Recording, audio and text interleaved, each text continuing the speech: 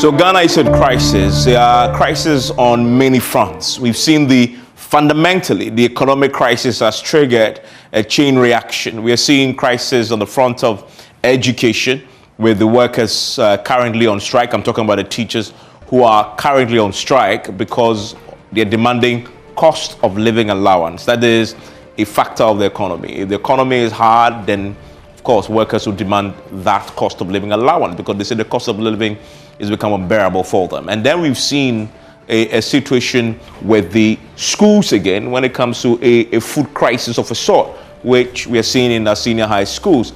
Tonight, the Education Ministry confirmed to us that the reason why they are having a food crisis at the senior high school level is because of payment delay. So again, money, right? And so we are having all this. And then we have a labor unrest. Every labor union is asking for COLA. A meeting today collapsed. The talks to try and resolve it collapsed. So there's a lot happening, and many have said it's possibly down to the management of the economy. And we're beginning to see the rise of civic action. We're seeing this. We're seeing this come to the fore very, very strongly in the last few weeks. We are asking tonight, is civic action the game changer in the midst of this crisis? What does it contribute to resolving the crisis that we are currently in? One of the things that we've discovered, and I'm going to demonstrate it to you, is that each time in the last 30 years, or in the Fourth Republic, let's stick ourselves to the Fourth Republic. In the Fourth Republic, we begin to realize, and I'll demonstrate it very shortly, that each time we've had an economic crisis or a crisis that affects people's life, the lives of the ordinary people, we seem to see the resurgence of civic action, which is a good thing. And so let's get to that. And we're seeing something very similar now. And the question we need to ask is, has it changed anything in the past, and will it change anything now? Right now, this is one of the unprecedented ones, I must admit, because we have the Coalition for Democratic Accountability and Inclusive Governance that has been formed, and it's a very important coalition. And a coalition of 34 CSOs and 10 individuals coming together for this common cause. And they are demanding for the immediate actions on accountable governance and solutions to the current economic challenges. It's a key thing. But the whole host of things that they've asked, accountable governance is broad, but the trigger, it appears, has been the current economic challenges as we've seen. And you begin to realize as I go through this, that this particular demand they're putting forward, which has become a trigger for this coalition, run through the rest we've seen in the past. But the uniqueness of this is civil society coming together, 34 of them.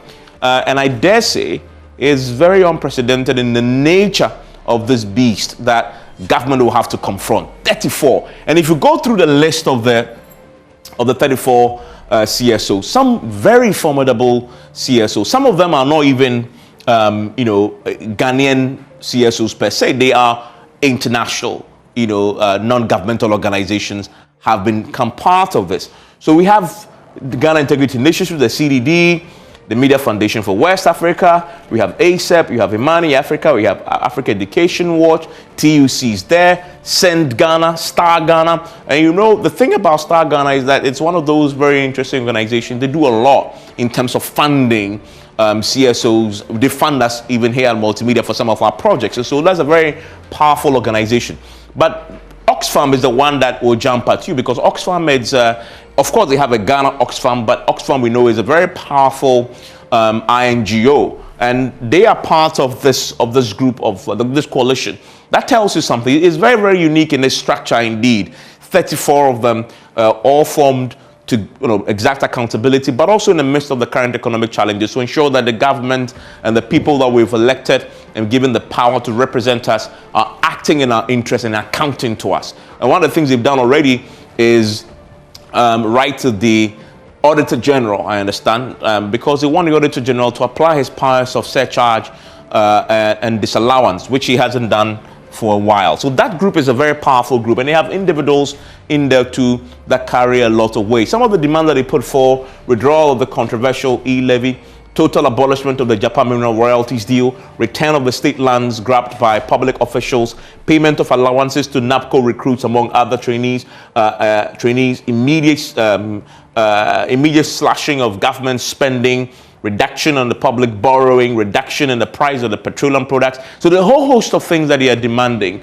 already, because they believe that a combination of all this is what has led to this toxic mix that has plunged us into this current economic crisis.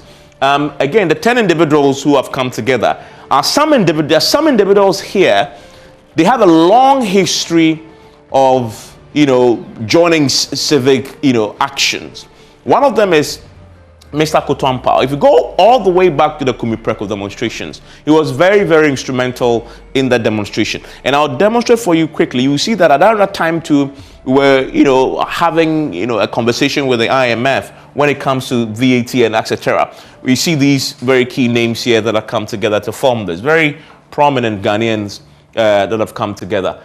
And then we have the situation with this group also coming up. So apart from the coalition, small civic action, groups that are geared towards civic action, we've seen the lot. Fix the Country is one, emerged in the last year or so.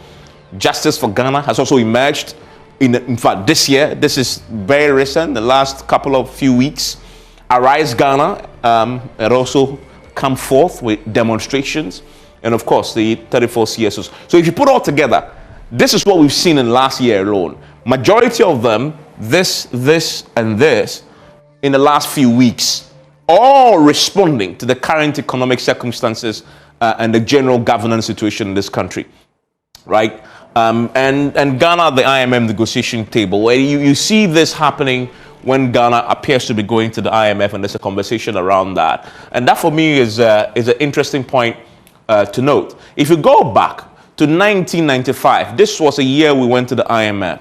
We had Alliance for Change, okay? And Alliance for Change, famous for the Kumipreko demonstrations in 1995. There was VAT they were protesting against. But something happened in 1995. Ghana ran to the IMF for bailout that same year, 1995. We got some money. So you see the first example of what we are seeing today, replaying in 1995 when we had the Kumipreko. VAT was introduced. The government was desperate for money, and so they introduced the VAT, just as we've seen with the e-levy, right? Government desperate for money, introduced e-levy. Protests have greeted it. 1995, very similar. VAT introduced, Kumipreko hit the street. Possibly one of the most powerful, consequential, citizen-led protests we've ever seen in this country, led to the withdrawal of VAT. Guess what happened later that year? We went to the IMF. You begin to see a certain trend begin to emerge here. Committee for Joint Action. This is famous because I had a very interesting encounter with the Committee for Joint Action as a young journalist covering the Wahala demonstrations. And this is in 2005. We had the Wahala demonstrations. Again, cost of living was high, fuel prices going up, and they came to demonstrate. What was happening around that time? Ghana was under an IMF program, which started in 2003. So that was context within which all this was happening in 2005 that led to the Committee for Joint Action emerging, which was a coalition of political parties and some civil society organizations came together to form this. Again, same scenario emerged there. And again, if you go to we've talked about Kumipreko already. We've dealt with this already. If you come to these demands we've touched on already, we have the 34 CSO, CDD, and TUC.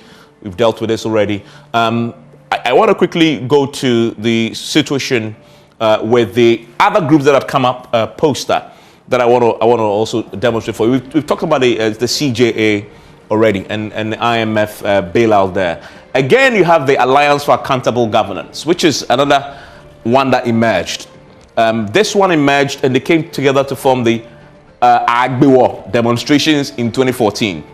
Do you remember what was happening in 2014? We are just beginning a conversation with the IMF for a bailout in 2014. And so you had the Agbewo demonstrations. Agbewo is simply, they are killing us.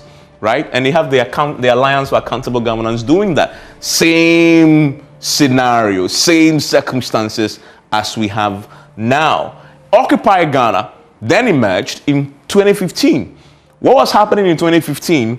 We had a situation where Doomso had gripped this country pretty firmly, and people went on the streets. Probably that was the only demonstration I probably joined to cover as a journalist, but also participating in it because the Doomso was biting everybody. So this is 2015.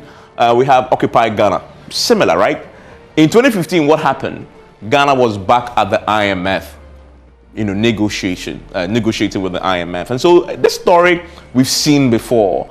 The emergence of civic action we've seen before. Anytime this emerges, but the key question we need to ask ourselves tonight is, as we asked in the beginning, how much does this contribute to changing the current circumstances and promoting accountability? What tends to happen is when a crisis is over, the potency of the civic action seems to dwindle. It seems just to experience a certain diminishing returns.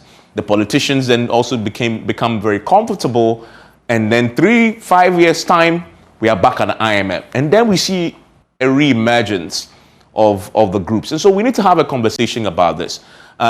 Civic action is good, but how can we make this a bit more permanent feature of our democratic practice? Because it's clear, when they emerge, we see results. Could produce results. I mean, the rest have shown, Occupy Ghana, powerful group, produce results. And I believe the current groups that are emerging, the coalition, very powerful group of 34, it will yield results. But how do you make that sustainable over a period, even after this crisis is over? My guests are joining me. Many of them are part of the coalition. Some of them are part of the other groups that have emerged. We'll have a conversation on this when we return from the break.